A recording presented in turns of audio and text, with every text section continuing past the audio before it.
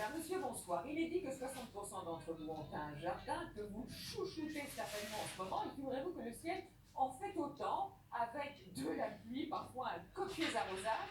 Mais le problème, c'est qu'il y a aussi des orages, et notamment cet après-midi près de la Corse, dans le sud-ouest, et près de la Manche aussi. Ça n'est pas terminé, c'est ce qu'on appelle en Météo France une situation dynamique, la perturbation d'aujourd'hui, une autre qui arrive pour demain, avec à l'arrière un petit front secondaire, et ça ne sera pas terminé. Donc demain matin, on va déjà retrouver la perturbation nouvelle sur la Bretagne et la Vendée avec de la pluie et du vent, alors que vous aurez encore quelques averses sur un bon quart nord-est, du soleil dans le sud, avec quelques averses encore le matin sur la Corse, mais plus l'après-midi. Puis vous voyez, cette perturbation va filer très rapidement, accompagnée de pluie, de vent, à l'arrière des averses orageuses, et le petit front secondaire qui va arriver sur le Finistère. Voici les températures de la matinée, jusqu'à 13 degrés aussi bien pour La Rochelle que pour Nice. Et dans l'après-midi, la dégringolade continue, 14 à 16 degrés sur le nord-ouest. Pour avoir ou à peine dépasser les 20 degrés, il faudra vraiment être dans le sud avec 21 degrés.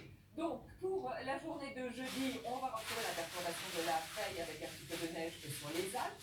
Beaucoup d'instabilité sur les régions de l'ouest, des averses, des orages, du vent, ça continue. Pour le 1er mai, la pluie devrait revenir par le sud-ouest. De l'instabilité au nord de la Seine, beaucoup de vent, vous devrez les avoir sur la Corse. Et puis pour la journée de samedi, sans doute une nouvelle perturbation essentiellement sur les régions centrales. Pour dimanche, du soleil dans le sud, des températures qui commencent à remonter parce qu'en milieu de semaine, elles seront très fraîches. Et puis lundi, un peu plus de soleil et mardi, peut-être quelques averses aussi.